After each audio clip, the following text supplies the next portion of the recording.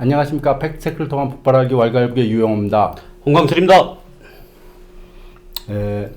이번에는 최근 일본에서 일본도 지금 코로나 바이러스 때문에 이제 크게 문제가 되고 있으면서 특히 사이타마시에서 아이들 마스크를 공급하면서 제일조선학교 학생들이나 유치원생들에게 마스크 공급을 제한해 버렸어요. 그러면서 그것이 이제 민족 차별이니 불평등 문제 이러면서 문제가 됐고, 그렇지만은 참 그래도 일본에도 양심적인 사람이 참 많아요. 그래서 일반 시민들, 다른 제일동포들이나 일본인들, 일반 시민들이 오히려 사이타마시 제일조선학교 유치원 학생들한테 마스크 갖다 주고 이런 일이 벌어졌었습니다. 그런데 그러면서 이제 그거에 대해서 당연히 북은 노동신문에 뭐라면 일본 반동들이 유치하고 졸렬한 조선인 차별행위다.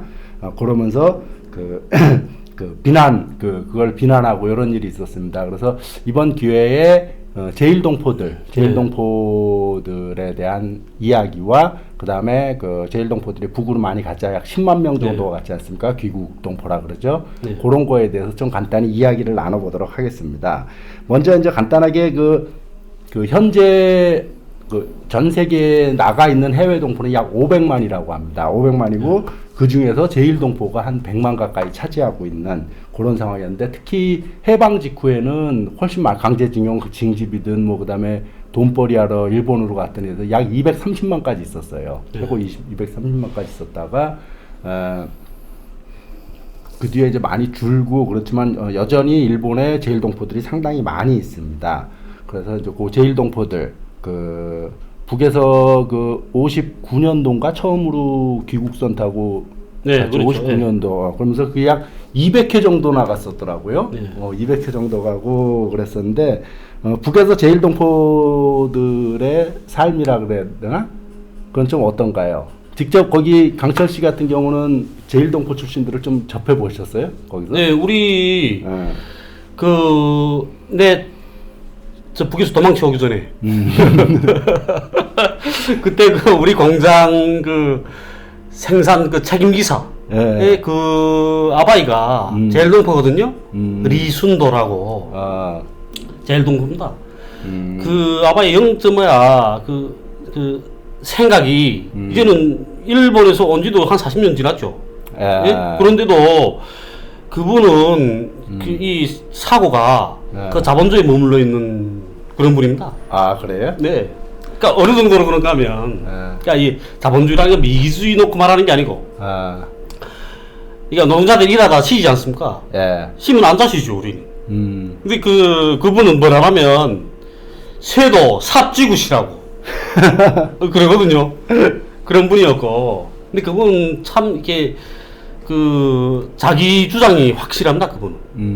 책임비서 앞에서도, 책임비서 온 거 이건 이렇게 하면 안 됩니다. 이렇게 말하는 아바이거든요. 그 아바이 그래서 연료보장 받은 이후에도 한 10년 남아 일했습니다. 아, 연료보장 받고도? 네. 그러니까 그분이 어쨌든, 그러니까 북에 와서 대학 다녔거든요, 그분은. 그럼 젊었을 때 온 거네? 네, 젊어서 온 거죠. 북에 와서 대학도 다니고 하셨는데, 어쨌든 머리 든 게 많습니다, 그분은. 아는 게 많고, 그 다음에 우리 공장에 대해서, 설비들에 대해서 너무, 우리 공장이 생겨서부터 그분은 있었거든요. 그러다 보니까 설비 개개인의 역사까지 다 합니다, 그분은. 그렇게 훌륭한 분이거든요. 그래서 그분 연료보장 받은 다음에도 공장에서 나가지 못하겠죠. 나가지 말고 그냥 일하자고 같이. 아, 기술이 있으니까? 네. 그래서 계속 일했던 겁니다. 한 10년, 70 넘어서. 어쨌든 오기 전까지도 일했습니다, 그분이.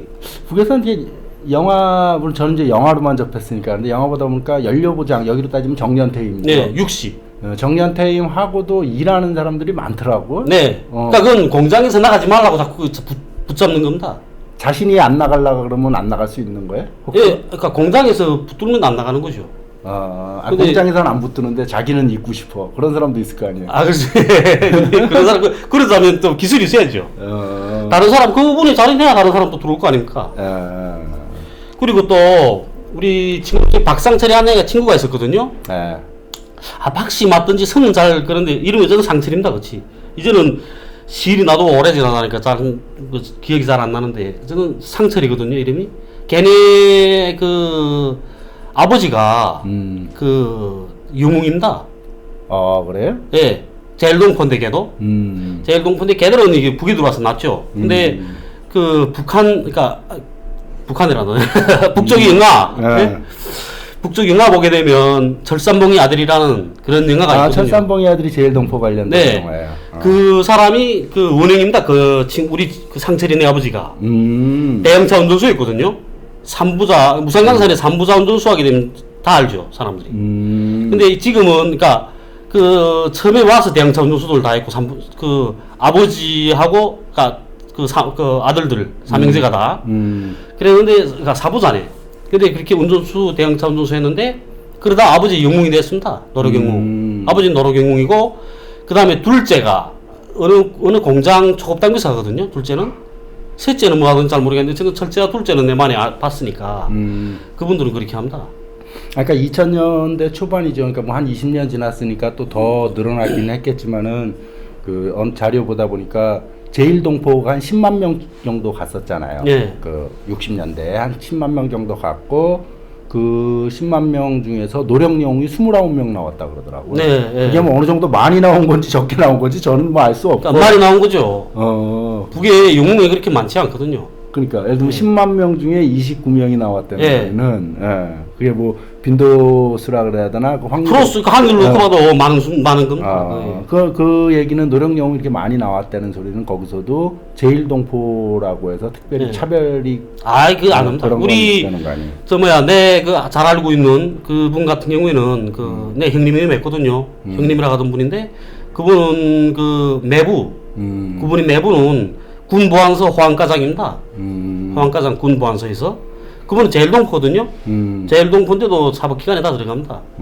그리고 우리 순도 아바인의 그 옆집에 사는 그 제일동포는 그 아들이 뭐 도안정국에도 있고 도안정국에서 근무하고 있고 그렇습니다. 그리고 뭐 그렇게 하지 않더라도 어쨌든 뭐 공장 기업소에서 이렇게 그 간부하는 사람들도 있고 많습니다. 이게 차별 안 합니다. 오히려 제일동포들 같은 경우에는 자녀들이 이렇게 특히 힘든 경우들이 많거든요. 그러니까 대학 입학 시험 칠 때 제일동포면 가점 더 준다. 그 성적이 안 돼도 붙여주고 그리고 이렇게 간부사업 할 때도 걔들은 또 그 특혜를 받거든요. 그래요? 그러니까 우리처럼 북에서 그냥 눌러 앉아 살던 애들은 우리 할아버지도 좀 일본 갔다 오지. 그런 말 할 정도야? 네. 그렇게 말할 정도죠. 그리고 그 애들은 군대를 안 가도 됩니다. 제일동포 자녀들은. 군대를 내가 가겠다 하면 가는데 걔들은 굳이 국가에서 그 군대 가라고 부추기진 않죠. 그래요? 예.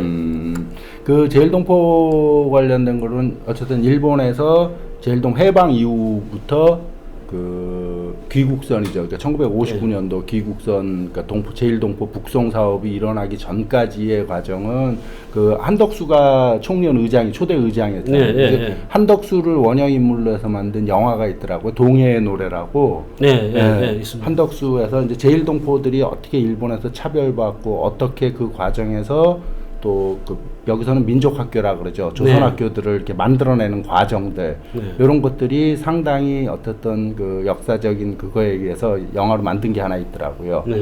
그 말고도 일본인들이 거기서 차별이라면 차별 뭐 받고 이런 영화들은 꽤 많아요. 거기 보면은. 그렇죠. 봄날의 눈석인가 뭐 이래갖고 제일동포와 제일동포 총각과 이 민단 처녀가 사랑하는 그 과정에서 일어나는 갈등 이런 것들 그 영화 참 잘 만들었어요. 봄날의 눈석. 우리 같은 경우 보면 우리 학급 담임교원 하던 분이 그러니까 고등중학교 1학년 때부터 맡아서 그분이 한 3학년까지 갔거든요. 근데 그분 같은 경우 류명숙이라고 그분도 제일동포예요. 그분은 다 이렇게 일본에서 나와서 온 분들이거든요. 그러니까 고향이 일본인 거죠. 출생지가. 그런데 그 아버지가 그 무산강산의 공업시험소 소장이었어요. 그분이. 아버지가 제일동포인데. 그리고 그 집의 아들은 그러니까 우리 담임 선생님 오빠죠. 오빠 되시는 분은 그분은 보천보 전작단인지 왕자산이든지 거기서 지사했습니다. 그분이. 그래요? 85년도 그때 한번 집에 이렇게 휴가 온 걸 내가 본 적이 있거든요. 선생님 집 공부하러 갔다가 그때 뭐 그렇게 하고 어쨌든 차별이라는 게 없었습니다. 아니 근데 좀 인상적인 게 제일동포들 중에 그 강철 씨가 쭉 말하는 건 북쪽에 간 사람들 얘기인 거고 남쪽에서도 널리 가장 남쪽에서 가장 유명한 제일동포는 아마 정대세, 뭐 안영학 이런 축구 선수들일 거예요. 그래서 여기 와서 축구를 했었으니까 안영학은 특히. 근데 정대세는 그 제일동포인데 정대세의 국적은 대한민국 국적인 건 아세요? 국적이? 네, 모릅니다. 정대세 국적이 대한민국이에요. 왜 그냥 아버지가 대한민국 국적이거든. 그래갖고 아버지 거기 따라서 당연히 태어날 때부터 정대세의 국적은 대한민국 국적인데 국가대표로는 북한 국가대표로 뛰었잖아요. 월드컵 때. 예. 근데 그게 좀 아이러니하더라고. 꼭 국적에 따라 월드컵은 나눠지는 게 아니더라고. 여권으로 나눠진더라고요. 근데 정대세는 북한에 간 그 비자라 그래야 되나? 뭐 여권인가 뭐 있기 때문에 그걸 갖고 북한 대표로 뛰게 된 거예요. 어쨌든 남쪽 대표로 뛰었으면은 쉽게 말하면 돈도 더 받고 이럴 텐데. 네. 그건 양심이겠죠. 정대세랑 안영학이 그런 거고 안영학 정대세에 대해서도 그 뒤에 있는지 모르겠어. 자료가 있는지 정확히 모르겠는데 안영학은 인민체육인이에요. 네. 그럼 되게 이 뭐라 그래야 되나 네. 높은 거 아니에요. 네, 그렇죠. 네. 사회적인 네. 우대 이런 것이. 근데 안영학이 대한민국에서 프로 선수로 뛰고 네. 그게 참 그런 사람에게 인민체육인 칭호를 주고 네. 그런 것들이 참 뜻밖이었어요, 저는. 예. 정대세가 그 월드컵 때 국가대표 그때 어디더라? 월드컵 예선전 때 왜 처음 앞에 딱 나가서 양국 국가 울리잖아요. 네. 국가 울 때 북한 애국가겠지. 애국가 나올 때 눈물 줄줄 흘린 장면. 그 기억나세요, 혹시? 기억 안 난다. 아, 그런가? 그때 북에 있었을 때겠네. 그럼 2010년도인가 아마 그때. 네, 그렇죠. 북에서는 그게 안 나왔었나? 그러니까 그 월드컵 예선전 때 사우디아라비아인가 어디랑 이렇게 예선전 이렇게 하는 과정에서 이제 딱 국가대표 자기 이제 북한 국가대표 선수로 딱 서갖고 애국가가 쫙 나오는데 정대세 눈물이 너무 감동적이다 그래야 되나? 그렇지 않다 자기 국가가 울리는 거야. 눈물이 줄줄 흘리는 거 그 장면이. 그래갖고 그 장면을 캡처해서 당시 미국에 있는 한인 유학생들, 한국 유학생들이 그 장면만 해갖고 정대세의 눈물을 갖고 평화의 도군가, 평화의 강력한 도군가라는 제목으로 그 동영상 몇 분짜리를 만들었어요. 4-5분짜리. 그걸로 미국에서 무슨 동영상 경연대회 같은 게 있어요. 네. 거기 가서 우승했어요. 정대세의 눈물 그걸로. 한번 찾아보시기 바랍니다. 정대세 눈물. 나 정말. 예, 2010년 그때면 제가 저 이법적인 활동 하느라고 사회적 현상들이 그 관심 안 돌릴 때죠. 그리고 그 제일동포들에 대해서 우리가 좀 상식적으로 알아둬야 될 것들은 제일동포 지금은 한 60만에서 100만만, 60만 지금 많이 줄었던 걸로 알고 있어요. 한 60만 줄어고 이랬는데 제일동포 어쨌든 제일동포를 100으로 놓고 전체를 100으로 놓고 계산하면 97%가 38 이남이 고향이에요. 네. 네, 제일동포에 97%가 38 이남이 고향이고 그 97%의 한 70-80%는 경상도가 고향입니다. 북으로 온 제일동포들도 물론 발음이 이상하긴 하지만 오히려 이렇게 경상도 쪽 발음이 많거든요. 그렇겠죠. 1세대들은 네. 어릴 때 이제 경상도에서 쭉 살았으니까 네. 2세, 3세야 뭐 그렇다 하더라도 그래갖고 그 오사카 가면은 오사카에 제일동포들이 제일 많아요. 네. 오사카 가면 조선인 시장 있고 조선시장. 그럴 거 아니야. 한인타운 있고 뭐 여기 차이나타운 있고 뭐 이렇듯이 그 한인타운에 있는 조선인 시장 가면 시장 그 상호라 뭐라 그러지? 구호? 입구에 뭐라고 써있냐면 오이소 보이소 사이소 써있어요. 오세요 보세요 네, 사세요 이게 표준어라면은 네. 경상도 사투리로 오이소 보이소 사이소 경상도 말이 거기에 일종의 표준어처럼 돼 있는 거죠. 그렇기 때문에 총련 의장이었던 한덕수, 서만술, 그다음에 지금 누구지? 허종만. 다 이 총련 의장들이 전부 다 경상도 출신이에요. 다 그 사람들이 경상도 사람들이고, 그래갖고 이제 그 귀국동포 사업 그 막 할 때 북에서는 이제 다 받아들이겠다. 이렇게 해갖고 일본 입장에서도 그 골치 아프고 이러니까 당시 그 시대 상황에서 그래서 내보내는 쪽으로 이렇게 하고 북으로 내보내려고 할 때 남쪽에서는 되게 반대를 했죠. 그게 이제 이승만 정부 말년에 그런 일이 시작이 됐는데 이승만 정부는 뭐 제일동포에 어떠한 관심도 없었고 제일동포를 안 받겠다 이랬던 거였고 그래갖고 뭐 관심도 없었고 이러다가 바로 박정희 정권으로 바뀌게 되고 5.16 쿠데타 이후에 그래서 박정희 정부 때 그 북송 사업을 저지시키려고 참 되게 그거 했더라고요. 그러니까 그 북송 사업 이승만 정부 때부터죠. 사실은 이승만 정부 말년에는 그 이승만 정부가 제일동포에는 어떤 입김이 세지 않으니까 그 북송 사업은 원래 어쨌든 형식상으로는 북한하고 일본 적십자가 이 주체가 되는 식으로 해서 가는 식으로 인도적 차원에서 가는 식으로 했을 때 그 59년도에 이승만 정부 말년에는 그 일본 적십자사를 폭파시키려고 했었던 일까지 있더라고요. 테러지. 그 일본 정부한테 걸린 거예요. 그 몇 번 걸렸어요. 거기 안두이도 관련이 돼 있고 어쨌든 그리고 근데 재밌는 거는 그때 테러 일본 적십자 공부를 폭파하려고 했다가 일본 경찰한테 걸렸던 그 사람들이 그 현충원 현충원 국립묘지에 안장돼 있어요. 애국자로. 테러범이. 그 참 놀랐습니다. 그런 거 보고. 아이고. 어쨌든 북에서 이제 그 당시 귀국동포를 한 10만이 갔는데 그런 것도 있더라고. 북에서 그러니까 그렇죠. 사람 사는 세상이라는 건 어쩔 수 없는 건데 당시 10만 명 제일동포들이 북으로 갈 때 미혼, 기혼 이런 거 안 따지는 거 아니에요. 다 그냥 다른 사람 다 하는데 기혼자도 대부분은 아닌데 일부는 뭐냐면 일본인 처가 같이 간 경우들이 있어요. 있어요. 그 민족가운명에서도 나오는데? 민족가 운명에는 그 아예 그 민족가 운명 귀화한 일본 여성 편이라는 걸로 그 3부작인가 한 번쯤 될까요? 그래서 일본인이 여주인공이죠. 그래서 거기서 그러니까 그 당시 귀국동포들이 그 북으로 갈 때 일본에서 북으로 갈 때 조선인 남편을 쫓아온 일본 여자가 주인공이에요. 그 주인공으로 홍영이가 주인공으로 나옵니다. 일본인 여성으로 나와요. 오래돼갖고 나도 영화 본 지는 오래됐고 잘 기억은 안 나는데 일단 그런 그 귀한 여성편이라는 일본인들을 주인공으로 한 그런 영화도 있더라고요. 예.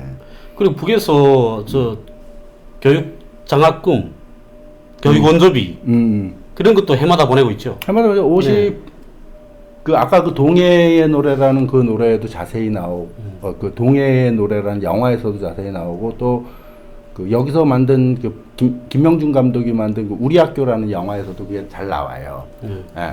우리 학교 그 영화 제목 그 우리 학교 그거를 보시면은 그 보셨어요 혹시?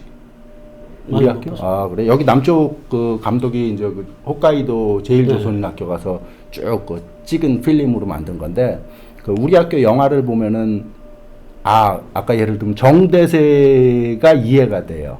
정대세처럼 대한민국 국적인데 왜 제가 북한 국가대표 선수로 뛰느냐 못 사는 나라에 그게 좀 이해가 되듯이 거기서 보면은 우리 학교 그 영화에 이런 멘트가 나와요. 나레이션으로 뭐가 나오냐면 아이들이 아까 얘기했지만은 그 제일동포의 97%가 38선 이남이 고향이라 그랬잖아요. 근데 그 어떤 표현이 나오냐면 나레이션 언급으로 그 나의 고향은 이남이지만 나의 조국은 이북이다. 참 그 말을 이해할 때 나의 고향은 남쪽이지만 나의 조국은 북쪽이다는 말을 이해해야지 그들의 사고를 이해할 수가 있는 거고 그들이 고향이 남쪽임에도 불구하고 왜 북송선을 탔는가를 좀 이해할 수가 있는 거거든요. 그게.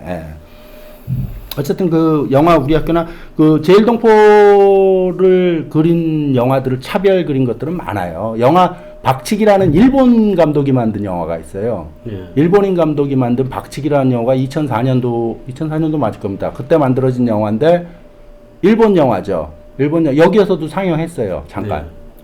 일본 극영화인데 거기서는 이제 60년대, 70년대 그 조선 학생들과 일본 학생들 간의 대립, 차별, 막 싸움, 갈등, 막 강목 들고 싸우고 난리가 아니에요. 그때 그 영화 보면은, 박치기 영화 보면은. 잘 만들었어요. 그래갖고 그 박치기라는 영화가 당시 2004년도에 일본에서 나와갖고 일본 아카데미상 뿐만 아니라 모든 언론사에서 그 수여하는 상들을 다 싹쓸이해버릴 정도로 박치기라는 영화 잘 만들었어요. 근데 여기서는 글쎄 그렇게 많이 알려져 있지는 않아요. 여기서도 잠깐 상영을 했었는데, 예. 일본 영화. 예. 거기선 그 육도산 유명하죠. 역도산, 예. 그래. 예. 거기선 육도산이 유명하고, 그 육도산 제자 이노키 간지, 95년도인가? 그때 와서 프로레슬링 하지 않았습니까? 그때 경기. 이노키가 지금도 북에 자주 가는 네, 사람 네. 아니에요. 무슨 지금 국회의원인가? 네, 의원대 네, 갖고. 참의원인 의원대 갖고.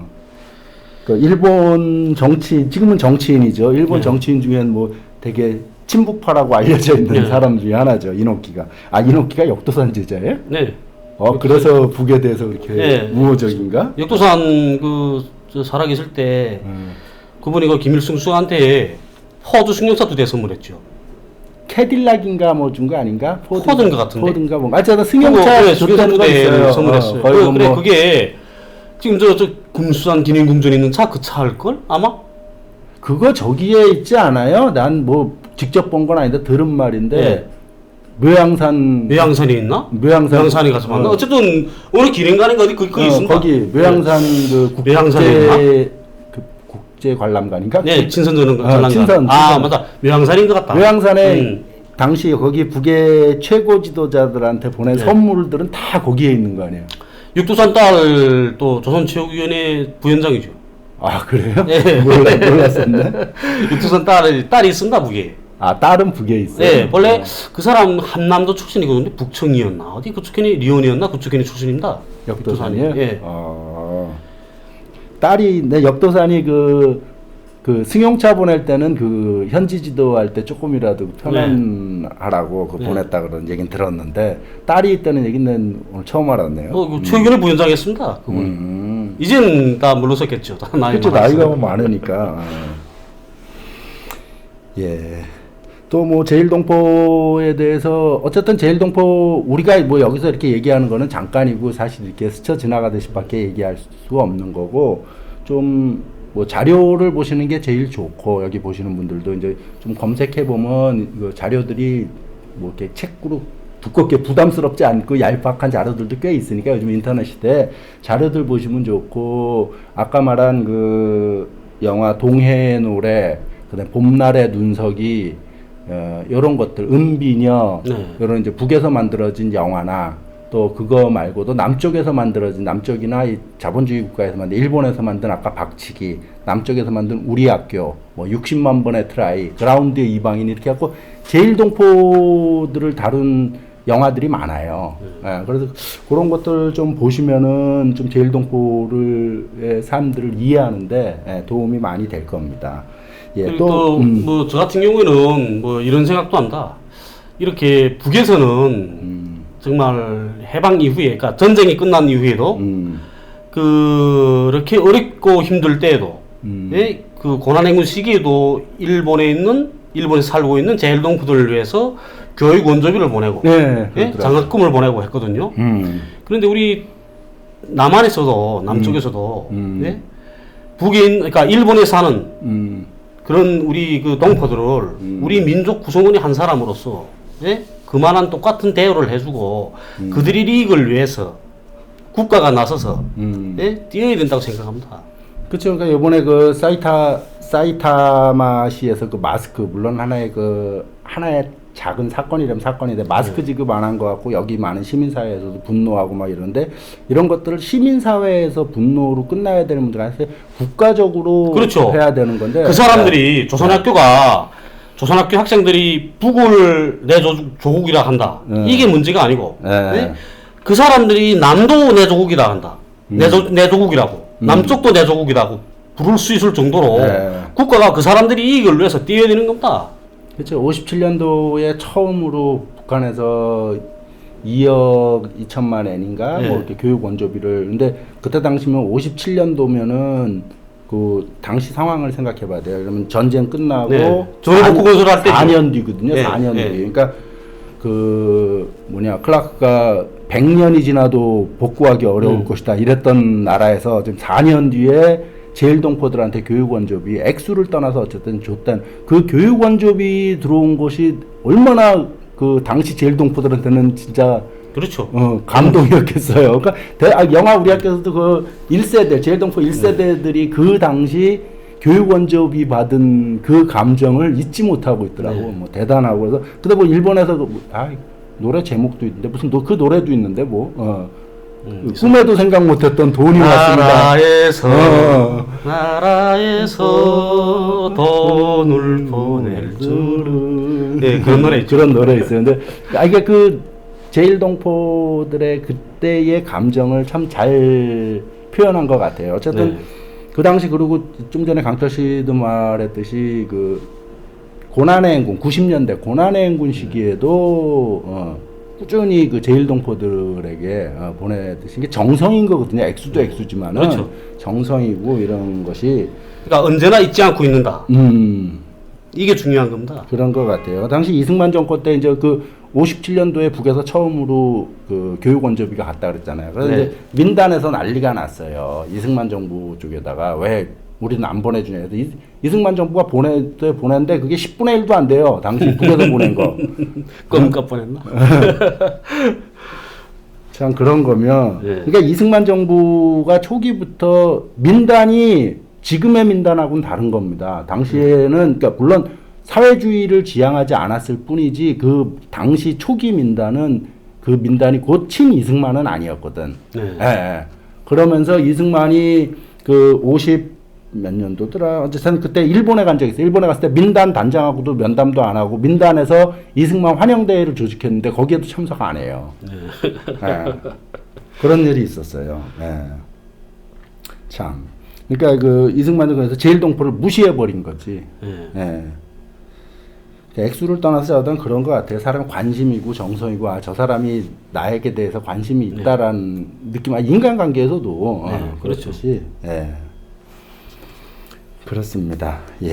뭐 제일동포에 대해서 또 뭐 하실 말씀 있어요? 하실 말이 많죠. 근데 시간이 그래요. 우리가 뭐 이게 오래 한다고 것보다도 오늘은 어쨌든 그 일본 사이타마시에서 아이들 조선 유치원에 대해서 마스크 공급을 차단한 거에 대해서 분노하는 이런 문제들이 있어서 이것을 계기로 제일동포에 대해서 남북이 바라보는 제일동포에 대한 이야기 요거에 대해서 간단하게 다뤄봤습니다. 감사합니다.